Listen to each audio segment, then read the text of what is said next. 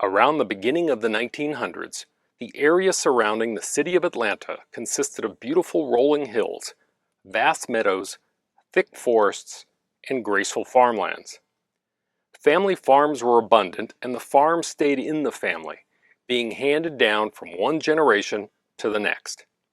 Families were very close, often with 3 and sometimes 4 generations, all living and working on the same homestead. Like virtually every other metropolitan area in the country, the past 100 years of development has had more of an impact on the landscape than the previous 500 years combined. Just in the past 50 years alone, Atlanta's urban growth has more than doubled every decade. This urban sprawl has crept out, paved over, and engulfed all of those once pristine areas around Atlanta. All that is, except for one. Just a short 15-minute drive from the Atlanta Hartsfield International Airport is an oasis of country life, unscathed by development. This beautiful region, known as the Chattahoochee Hill Country, covers more than 40,000 acres.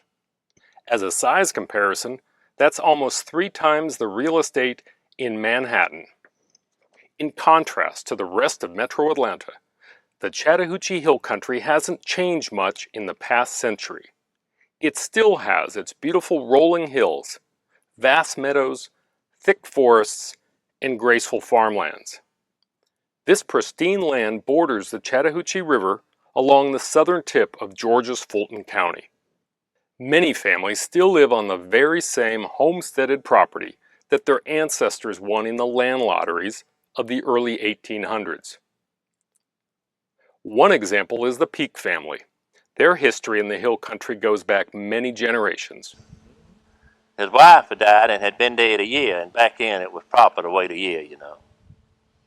And of course, with all of the children he had a hard time raising them. And so it's time to get married, so he just sat down and began to think, you know, who had some young daughters and so forth that would, would be eligible and probably want to get married. And he happened to think, well, Mr. Smith that lived on the road back of him. So he goes out and catches his old horse, gets on it, rides over to Mr. Smith. Mr. Smith's in the backyard cutting wood with an axe. And he tells Mr. Smith, you know, that it's been a year and he's wanting to get married again. And he thought about his daughter, Margaret.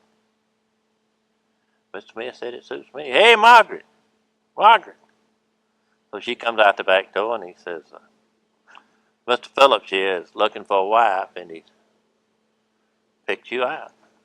She said, yeah, it'd be an honor to marry Mr. Phillips. So that was Friday afternoon and they got married Saturday afternoon. Went back home. Started another family. Was it 3 of them? Wasn't it? 3 of them. And one of them was our grandmother. One thing for sure is that the Chattahoochee Hill Country is filled with the history of generations. Buddy Gerard remembers what it was like to cross the Chattahoochee River before there were any local bridges. They stopped the ferry about 50 years ago. I think it was about 1952. The ferry's hooked to a cable across the river. The ferry goes across on an angle and the current pushes it across. The old ferryman that I knew was Uncle Bob Clark, and he lived across the river. His house is still over there. There was a bell down here on this side of the river, like a church bell, and you'd go down and ring the bell, and he would bring the ferry over and pick you up, carry you across the river. Besides having an abundance of bridges today, Atlanta has grown and flourished into a true international city, and with it has experienced unprecedented growth. For decades, the Chattahoochee Hill Country has managed to elude Atlanta's urban encroachment and land development. But as time goes on, it certainly won't escape it. So in 1999, a grassroots effort of local landowners was formed, not to fight development, but to manage it in a very bold and pioneering way, with the developers and the preservationists working together. That initial effort was the catalyst for the Chattahoochee Hill Country Alliance, an organization whose voluntary membership includes the owners of the majority of the total land area. The Alliance Master Plan calls for the development to be channeled into 3 urban villages and smaller hamlets. To preserve the Chattahoochee Hills' existing rural character and natural features, agricultural districts will border the villages. Greenway systems have been designed to further protect and preserve the unique natural environments of the hill country and connect the villages with the surrounding landscape. If the hill country were to be developed in a manner similar to the rest of Metro Atlanta, it would accommodate about 30,000 homes while using up 80% of the land. That does not include the land needed for commercial, service, or civic areas.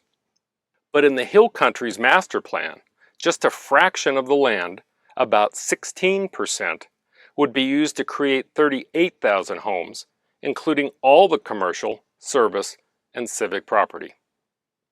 Between August and October 2002, the Fulton County Board of Commissioners unanimously approved both the land use plan and the overlay district guidelines for the Chattahoochee Hill Country. The goal of the guidelines is to protect the natural beauty of the entire area and ensure responsibly planned economic and social growth. For the longtime landowners, their dream was becoming a reality. Of course, the Chattahoochee Hill Country Alliance is trying to preserve the openness and the green space around in here by the zoning overlay, which they had passed through the Fulton County Commission, and we hope that we to preserve as much green space as we can with the development, and have a master plan that will really preserve this open area down here.